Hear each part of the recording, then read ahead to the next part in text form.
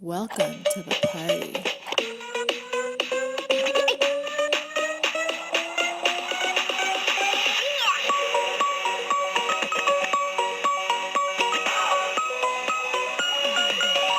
Flexing on a Monday. It's Johnny and TheGreg. You're watching Topic Thunder. How are you, sir? Flexing. I used to be better at this. So, okay. So, All right. For those of you that do not know what Topic Thunder is, we are going to discuss one topic, maybe, and one topic only. Then we're going to look at a random fact of the day, and we'll see where the conversation takes us. Greg, are you ready? yeah, I have a question first because now I'm thinking of stuff because you got me thinking about the flexing thing. Were you ever impressed by your dad? Like, did you ever see like the muscles in your dad kind of pop out or something like that and be like, "Holy crap!"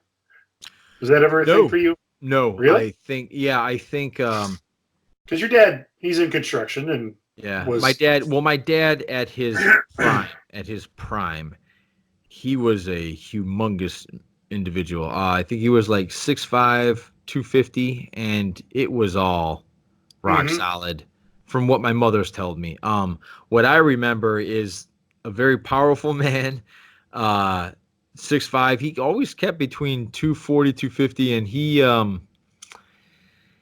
I never like. I think I'd have to look at it now because back then he was just strong dad. Okay. There wasn't like I was impressed by his strength. I was never impressed by his physique Okay. because I never looked at it like that. I was never like, now like it's funny too because I'm sure I drove him nuts because I would be like, "Oh, Arnold Schwarzenegger's the best," and he's like, "Dude, check it out." But I remember I was in high school and we're doing like yard work.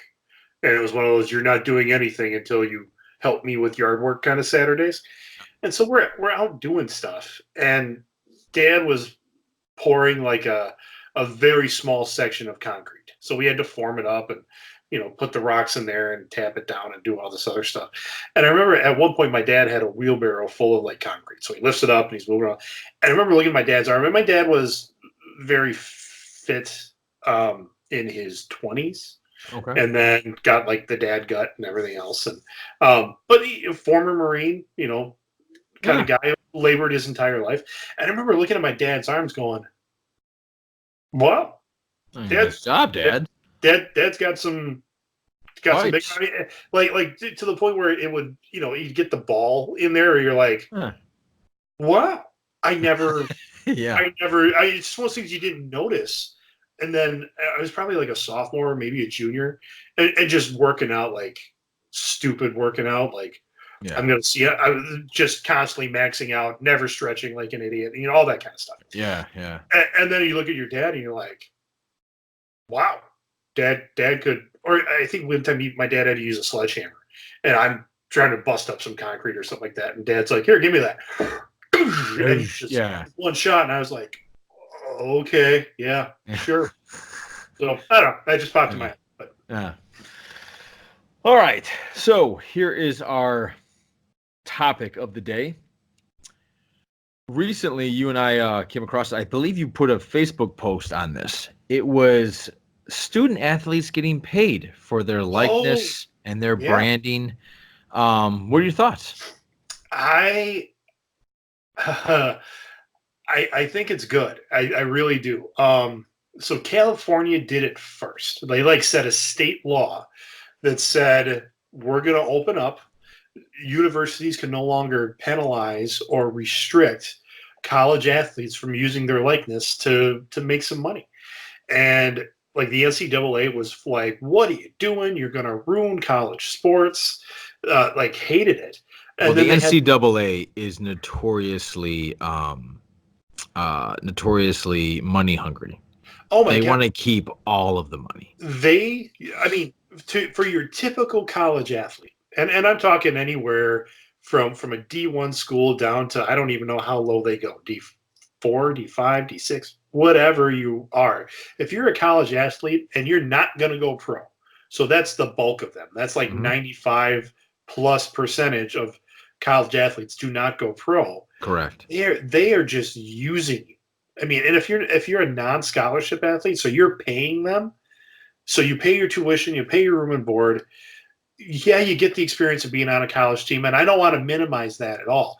But that university is just banging you like a drum to Yep. try to get as much as they can out of you. And so you have kids that, like, if they don't go pro, but they're planning on it, Yeah. if they don't have a solid career plan, all they know is their sport. Right. In fact, I don't know if you saw when we're recording this, is the day that the Browns cut Whitehead. Oh yeah, because he made some great tweets. He made some great tweets, and did you read the tweets? Oh yeah. He went to Auburn University. If Auburn is reading those tweets, I hope their English department is like, we passed this kid. What the hell were we thinking? We're Auburn. We're supposed to be a reputable university. Yeah, you just shuffled that kid through a system. Oh yeah. I tried to look up to see if he actually graduated Auburn or if he just played for a couple of years and then entered the draft. I couldn't find it. I couldn't find couldn't find his major, couldn't find his, couldn't find anything. Just he went to Auburn. Yeah, it seems to me that guy is just missing the point. Oh my gosh. Yeah. But to get back to our topic, yeah. Right. I've dug a little bit into it, but I got a lot of the information from other people that dug deep into it. Mhm. Philip DeFranco, who is a world-class YouTuber and content creator, his news outlet, Rogue Rocket, did a deep dive into the NCAA and how they just use up these athletes and how they do not have the athlete's safety in mind at all. Oh, of course not. Get it. Let me ask you a question though. Let's just pause there for a second. What's the difference between that and any company in America? Like, well, I'm not picking on you, Walmart. Like, I don't think they care that much about their employees. I don't think they care. Oh, I see what you're saying. Okay. Yeah. I think the difference there is one. There's HR laws that they have to obey by. Like they just have to. So let's say a Walmart employee, it's November, so it's Christmas time, whether you like it or not. It's Christmas time. Right. They're putting ornaments on a tree. Someone falls off a step ladder, jacks up an ankle. Right. Okay. Now Walmart has workman's comp. Mm-hmm. They have treatment schedules. They probably could, they can say we don't want to cut your hours, but we can put you on like a light work duty, or there's other things they can do. And I know there's somebody out there saying, no, if you fall off a ladder and can't work, screw you. You just don't get hours. That's not what I mean. Like they have to take steps to make sure you're okay. Right. They're not going to, what the NCAA will do and what these team doctors will do is that they'll give you a shot of something in the ankle and tell you to go out and finish the game. Yeah, which can really fuck up your ankle. And you won't really realize that until you're late 30s, early 40s. Do you remember the movie The Program? It was absolutely. Early 90s. Every high school kid James out for football. Yeah. Yes, we just loved that movie. Yeah, I loved it. Lattimore. With the skull face paint and the crazy eyes at the end. Yeah. So there's a guy, is one of their linebackers. He was the one that kept saying he'd make stuff up. Yeah. It was. Shut up, man. You knew I never knew your mother. Yeah. Oh, yeah. See there? That says Adidas. Yeah. As like he can read now. He can read his shoe. Well, he gets his knee turned around 90 degrees the wrong way in a game. Yep. And now he has no job prospects. He's not educated. He can barely read, but he was really good at football. And they do a really good job in that film of drawing that he was very football smart. Like, so hopefully in this fictional world, hopefully he got a coaching job somewhere. But that's colleges are pushing these kids through left and right. And if you don't go pro, you get nothing. Right. Well, according to them, you get a free education. But they're not educating them. Yeah. No. Yeah. I mean, for I don't want to say like there are people that obviously go through that and don't. But there are people that do, like Stanford. Like you can't, like they Mhm. have strict laws. Northwestern, you can tell how good their academic restrictions are by how well their win-loss record is. Well, um, but I do have one student of mine in the last high school I taught at. He was a walk-on to UW, to okay, the Badgers, played all 4 years. go Did, Badgers. yeah, go Badgers, absolutely. Whoop, Just want to whoop. put that out. And he graduated with a degree in physical therapy, so he's a physical therapist now. Okay, And that's one of the things that UW says. Our average GPA is really high, but then there's, and I think Madison's a great school. I really do.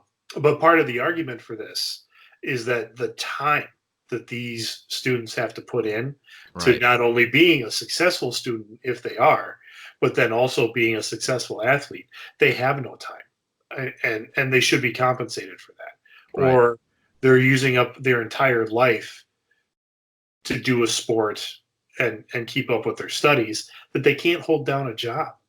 Yeah. Because the university's like, this is your job. Well, if you're not a scholarship athlete, what do you do? I mean, I Right. don't know. I guess my problem is, God, I'm so old. Like, I'm fighting myself because when I first heard this, my first thought was, no, man. Like, Yeah. don't pay them. Like, they don't. No, they get a free education. I went like with all the Mhm. old ways of looking at it, and then I started thinking about it, and that whole likeness. I don't know how this all breaks down. In fact, you're giving me a great education today on how this is working. But that Whitehead guy went to Mhm. Auburn. Okay, I'm not 1,000% sure or anything like that. But let's say he played on the same team as Cam Newton. Okay, Okay. you know who Cam Newton is, right? Yeah. Yeah. Okay, before you didn't know who this Whitehead dude was, right?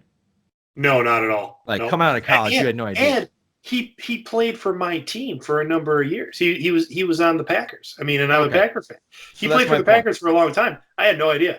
Right, so that's my point. So Whitehead is not nearly on the popularity schedule, like on the popularity level as No. Cam Newton on Auburn. So Cam's going to get paid a ton more, where this Whitehead dude's going to be gone. Right. Like he's not going to get anything. Have they talked about how they're going to separate that, or does Cam I Newton make like 5 million off his likeness and stuff, and this Whitehead dude, I don't know, makes one or two commercials near Auburn for Subway sandwiches? you're right, and I don't know how that works. I tried to look in the days after that story dropped. I really tried to look up because I can imagine if you're a sports agent, Yeah. as soon as the NCAA made that announcement, you just saw dollar signs and bing, because your whole client base just opened up. Yeah. Like you should have been on the phone just calling people left and right. Maybe that happened, maybe it didn't. I don't know.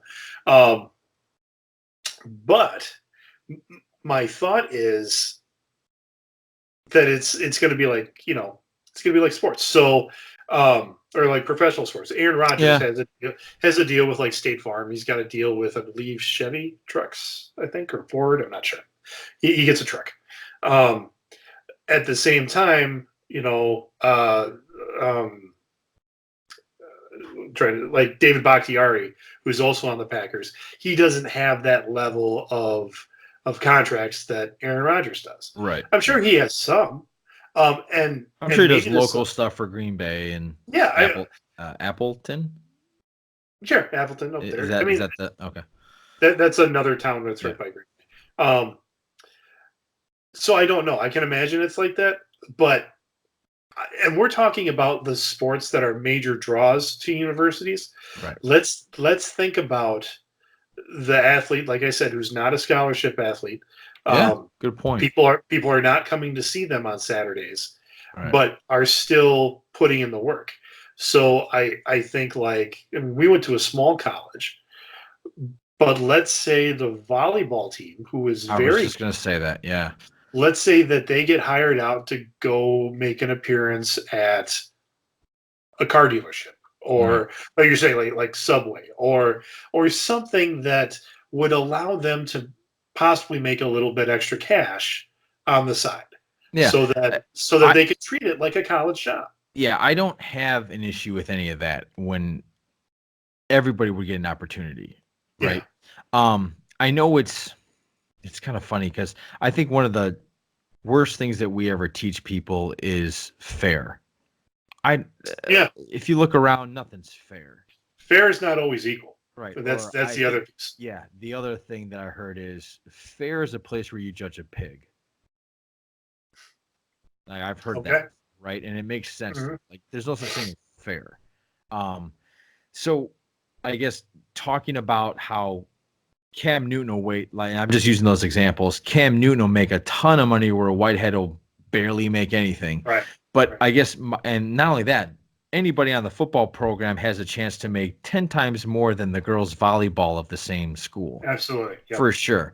As well as basketball or wrestling or any of that, unless you're top notch. My only problem, or I guess my worry, it's not a problem, it's a worry of mine, is that how many players are going to come through, and we're seeing it now in the NFL, is it's all about my brand. It's not about LSU. It's not about Wisconsin. It's not about Michigan. It's about me. There's this thing called a transfer portal. I don't know if you know about this or not. It's if I were to transfer from Wisconsin to Michigan, I'd have to wait a year before I could play again. That's not the case anymore. Now I can just go immediately to the next place. So now you're going to have a lot of quarterbacks who find themselves in an offense where it's a lot of running and they want to pass. Right. And if it's about their brand, you're going to go to the school that can help you out with your brand the most. Yeah, absolutely. People are already doing it now to get, and I'm not saying they shouldn't. This is, if you can make a living off this, you got to do it, because a lot of these people, they're not doing it just for themselves. They're doing it to help out family members and get themselves into a better situation. So I don't fault you for that whatsoever. It's just, I guess my concern is, you're seeing it with the Cleveland Browns. Right now, it's a bunch of me players, and that's why they're not successful. Right. So, and I honestly, I so want the Browns to be successful because they've been so bad for so long. I want that underdog story sometime in my lifetime where they are complete crap, and then the next year they come out and just dominate the league. Like everything starts firing. People are writing books about it. They're going to make a movie in 20 years about their Super Bowl run. That's what I want for the Browns. I think that would be great for the Browns, but I don't want to hear that from them. Does that make sense? Like when you have Baker Mayfield on every single commercial and you're 2-6, man, and you have like, I think 14 interceptions and like 6 touchdowns. Like if I was Baker right now, I'd be like, look, man, I know I heard they made like 20 commercials. I'd be like, look, man, you got to pull me off. I'm looking really bad. Yeah. But I guess that's my thing. When you're sitting there and you're proclaiming that you're the greatest, I mean, the one guy that upsets me is that wide receiver, number 13 on there, Odell Beckham Jr. Oh, yeah. Upsets me because he constantly compares himself to like Tom Brady and Jerry Rice when you haven't done anything except make a fancy catch on a Monday Night Football game in which you lost. That's all you've done. And I think we're getting to another issue that's going to be created by this idea. So I think it's a two-pronged thing where some of these college athletes already, their egos are huge. One of the most publicized rape cases in this country was from the rapist Brock Turner, who was a rowing captain. Okay. And he was the kid who a woman was passed out and he raped her behind a garbage, like a disposal, like a huge garbage can. And he was stopped by 2 guys that saw him. They're like, hey. So he took off, was found guilty, and got like the minimal sentence available after raping this girl. And and so I again subscribe to everybody just referring to him as the rapist Brock Turner because he got no punishment out of this, other than like his life was over. Like, well, it's not that that's a small punishment, but to me he's getting what he could deserve now, and that he has been totally canceled. Like he works in a shipping department at his dad's friend's business. Yeah. Well, good. So there you go. Good. Yeah, that's Have fun with that.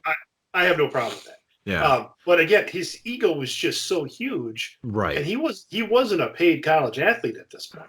I think egos have been there for generations.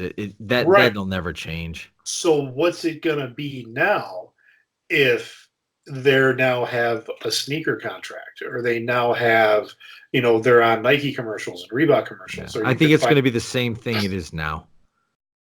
Really, you don't think it's going to get worse?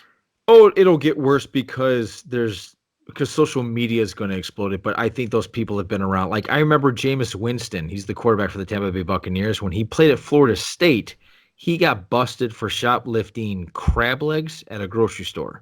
Oh, yeah. I remember that. And damn right he thought, because I'm Jameis Winston, this is a Tallahassee, like that's the place where the college is. Which is Florida. Yeah. Like, not Florida, Florida.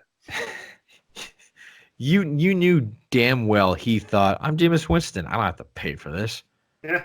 And they were like, dude, like, you have to pay for that. You have to pay for that, So, well, ego will always exist. Money will always exist. These things. That's the second piece I want to talk about. Okay, go for it. Is money. Whew, get me. Okay. So the NFL now has required financial courses that you need to take in your first years in the NFL so that you don't just piss away your money. Yeah, it's called the Rookie Symposium. Yeah, they have to take like a financial management course. So they get taught how to handle their money. And I remember watching J.J. Watt, who's J.J. Watt grew up 30 minutes from my house.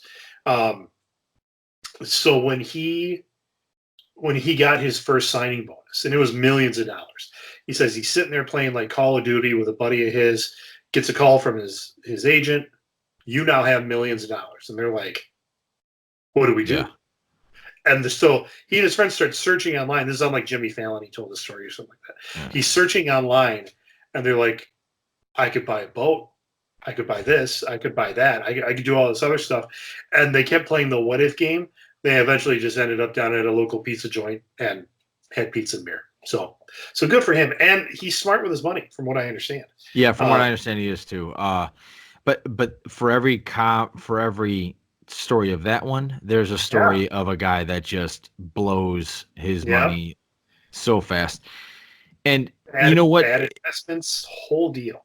Yeah, and it's just before they know it, they think that money's going to last forever, and before they know it, they're not business savvy because I don't know, they skipped out of business school, or they just a lot of people aren't that business savvy to where you give them $1 million at 18 or 19 or 20 years old. If somebody gave me $1 million at 21 years old, that'd be gone by now. There'd be nothing. And now it's like 18 million on a signing bonus. Yeah, or something.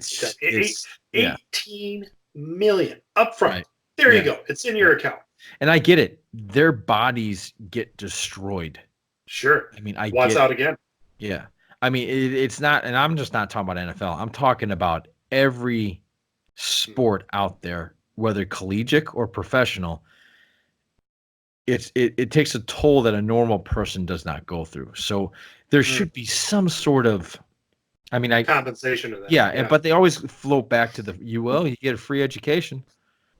But some of it's not free. Not every college athlete. Yeah, how not only that, it's really restrictive. Like they can't have like their best friend's dad buy them a burger because they're afraid sports boostery kind of stuff.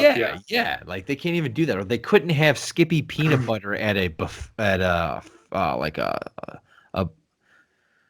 something. I heard something ridiculous. Yeah, This guy some bought team peanut event. butter, Yeah. to put it on bagels, and they got in serious trouble for it. Mm-hmm. So, but not only that, if California is the only one that's done that, that's going to hurt recruiting. It would have. Yeah, I think that's part of the reason that the NCAA had to blow the top on the whole thing. They had because if you're a college athlete, yeah, and if you're going to a D1 school and someone in California offers you a full scholarship versus someone in Nevada right next door, yeah, where are you going to go? yeah, you're going to go where the money goes. Yeah, absolutely. Yeah. So interesting. It's going to yeah. be really interesting to see how this develops for sure. Mhm. I still don't know how I feel about it. Again, I'm a college football fan.